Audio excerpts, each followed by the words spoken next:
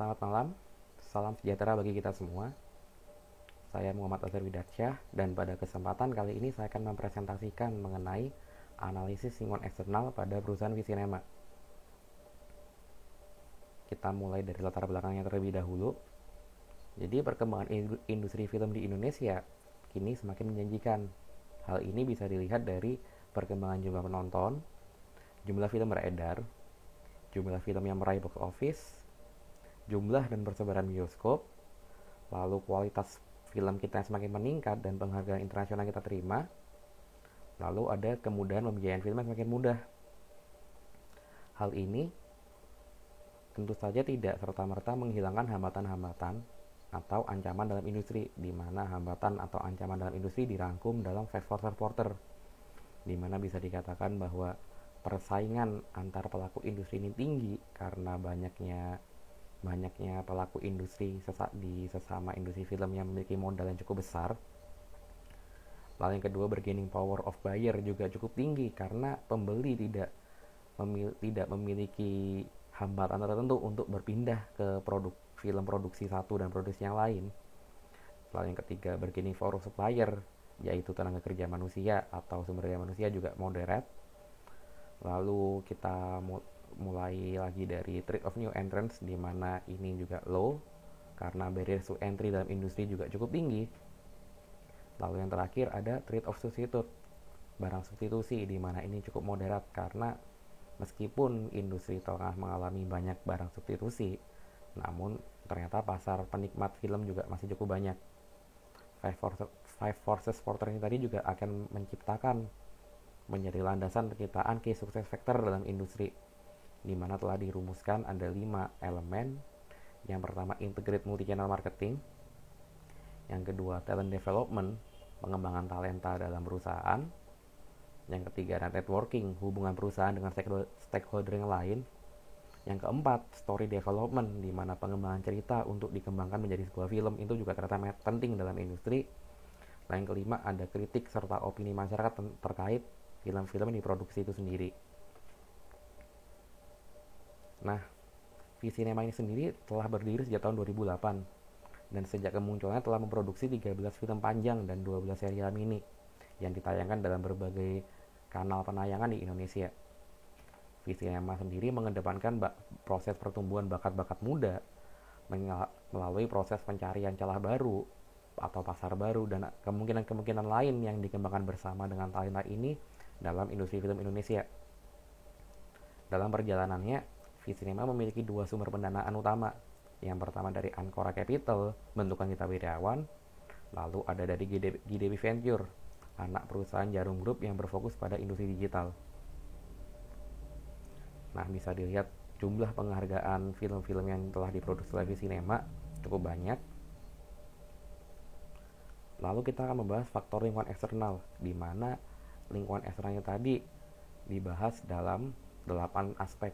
Ada aspek ekonomi makro, politik, teknologi informasi, hukum nasional dan internasional, pemerintah, demografis, dan sosial budaya. Yang dimana faktor eksternalnya tadi akan menciptakan peluang dan tantangan sebagai berikut. Peluang-peluang dari lingkungan eksternal yang pertama, Indonesia ternyata mampu bertahan dalam kondisi krisis ekonomi yang terjadi sebelumnya. Hal ini menciptakan optimisme bahwa Indonesia juga akan mampu bertahan pada krisis ekonomi yang akan terjadi setelah ini, akan mampu menjaga pertumbuhan ekonominya dan segala macam. Lalu yang kedua, penduduk kelas menengah Indonesia yang kini ternyata mendominasi karena ada yang urus demografi dan banyaknya orang yang bekerja, mereka memiliki uang yang berlebih sehingga konsumsi semakin meningkat. Lalu yang ketiga, pemerintah kita ternyata juga telah menunjukkan kepedulian terkait perkembangan industri film melalui berbagai regulasi yang diciptakan, lalu melalui pengembangan dan pembentukan lembaga-lembaga untuk mewadahi industri film ini tadi. Lalu yang keempat, ada membaiknya iklim politik Indonesia. Yang kelima, ada kehadiran layanan streaming dalam jaringan dan terobosan baru terkait teknologi proses penciptaan film. Lalu ada geliat masyarakat dalam membentuk komunitas atau pergerakan alternatif dalam perfilman itu sendiri. Dan yang terakhir ada interaksi berbasis daring yang kita lakukan sehari-hari melalui media sosial dan internet, di mana interaksi ini tidak terbatas oleh jarak. Nah, namun lingkungan eksternal tadi juga menghadirkan beberapa tantangan. Yang pertama, yang paling terbaru tentu saja adalah COVID-19, di mana belum ada yang bisa memprediksi secara pasti apa dampak COVID-19 terhadap industri-industri, terutama industri film, terutama dalam bidang ekonomi dan segala macamnya. Lalu yang kedua ada aspek regulasi dalam industri, di mana aspek regulasi ini terkait tentang distribusi film Indonesia, perlindungan film Indonesia untuk bisa tayang dalam negara sendiri, lalu terkait juga tentang perlindungan pekerja film Indonesia, di mana industri film Indonesia mengalami masalah pekerja yang cukup langka ternyata.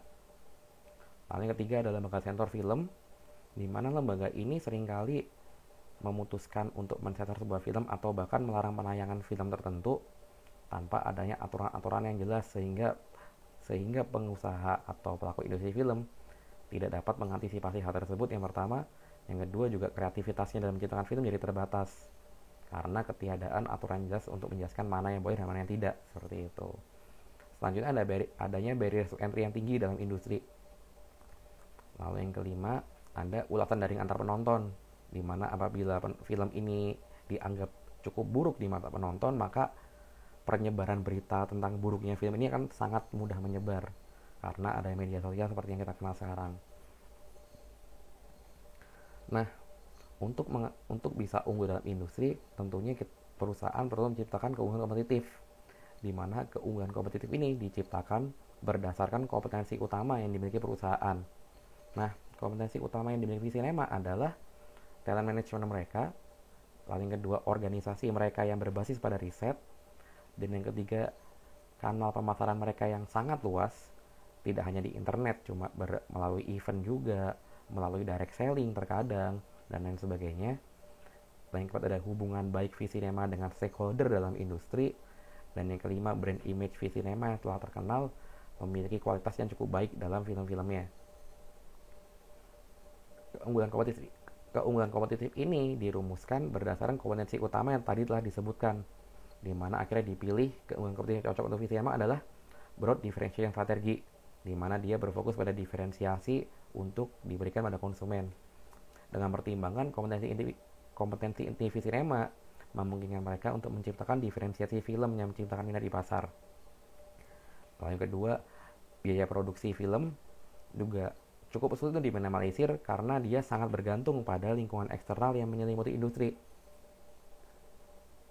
Nah, untuk bisa mencapai keunggulan kompetitif ini tentunya dirumuskan strategi-strategi tertentu, di mana di sini pertama dirumuskan strategi level korporat yang berbasis diversifikasi, di mana Visinema disarankan untuk melakukan diversifikasi yang berfokus pada blue ocean strategi pada sektor yang belum terjamah oleh pesaing.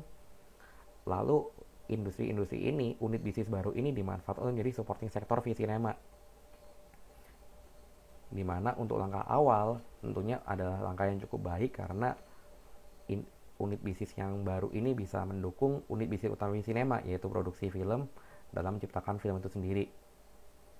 Nah, yang kedua, untuk menambah diversifikasinya, Visinema dapat masuk industri animasi, sektor yang sangat jarang diminati oleh pelaku usaha di Indonesia, namun ternyata memiliki jumlah talenta yang melimpah. Untuk bisa melakukan pengembangan diversifikasi ini, Visinema dapat melakukan langkah pengembangan internal dalam mengembangkan ini bisnis barunya, karena sumber daya internal Visinema dianggap mampu untuk menciptakan unit bisnis baru tanpa perlu mengakuisisi atau beraliansi dengan perusahaan lain. Nah, untuk strategi level bisnisnya, Visinema punya tujuan untuk meningkatkan keunggulan mereka dalam kualitas produksi film, di mana produksi film ini tadi memiliki kualitas yang cukup tinggi, namun ditingkatkan kembali melalui tujuan ini tadi. Lalu yang kedua ada meningkatkan performa teknologi berbasis riset, dan yang ketiga tentu saja ada meningkatkan market share dalam pasar. Untuk bisa mencapai strategi ini, Visinema bisa melakukan beberapa hal. Yang pertama, dia bisa memanfaatkan ini bisnis lain untuk meningkatkan kualitas produksi film mereka dan performa teknologi dalam penciptaan film mereka. Yang kedua, teknologi ini juga bisa dimanfaatkan sebagai sarana untuk meraih market share dengan memanfaatkan pemasaran berbasis data. Jadi strategi pemasaran yang dirumuskan itu berbasis data-data yang telah dikumpulkan dan dikelola, kemudian dianalisis oleh Visinema. Perilaku konsumennya seperti apa, tren pasarnya seperti apa, dan lain sebagainya itu diciptakan berbasis data. Nah, yang ketiga, mengembangkan talenta-talenta unggulan untuk meningkatkan kualitas produk yang dihasilkan. Nah, untuk mencapai ini tadi dibutuhkan taktik-taktik tertentu yang langsung bisa dilakukan oleh Visinema sebagai perusahaan. Yang pertama ada mengembangkan pemanfaatan animasi sebagai kompetensi perusahaan, karena animasi ini tadi sebuah sektor yang cukup langka diminati di Indonesia, talentanya juga cukup banyak yang menunggu untuk dikembangkan. Dan yang ketiga, cukup diminati pula oleh pasar. Nah, yang kedua, mengaktifasi pengembangan story development dan production quality melalui pengembangan talenta yang dilakukan. Dan yang ketiga, memanfaatkan big data, data besar yang dikumpulkan dan dianalisis dalam upaya pemasaran agar semakin relevan dengan pasar. Lalu yang terakhir, talenta-talenta ini tadi dimanfaatkan melalui sistem talent pool untuk upaya rekrutmen dan dikembangkan dalam perusahaan. Nah, akhirnya menghasilkan beberapa kesimpulan dan saran untuk Visinema. Kesimpulannya adalah Visinema di situasi industri sekarang ternyata memiliki kesempatan untuk mengembangkan bisnisnya. Namun, kesempatan ini tadi juga mempertimbangkan beberapa faktor eksternal dalam lingkungan bisnis yang memberikan peluang dan tantangan baru, di mana peluang dan tantangan ini perlu untuk dijawab dalam langkah-langkah strategis yang didasari oleh strategi level korporat dan strategi level bisnis dari perusahaan. Saran-saran praktikalnya bisa dilakukan Visinema. Yang pertama adalah memanfaatkan kompetensi inti yang telah mereka miliki. Lalu yang kedua, diversifikasi Visinema yang awalnya bisa digunakan dari supporting sektor bisa dikembangkan lebih jauh untuk menjadi sumber keuntungan utama pula bagi perusahaan melalui rumusan rancangan khusus dan spesifik bagi bisnis-bisnis tersebut. Lalu yang ketiga, memasuki pasar bisnis animasi. Dan yang keempat, mengembangkan proses praproduksi. Yang kelima, memanfaatkan big data. Dan yang terakhir, tentu saja pengolahan talenta yang telah dikembangkan. Seperti itu. Sekian presentasi dari saya. Kurang lebih mohon maaf. Terima kasih. Salam sejahtera.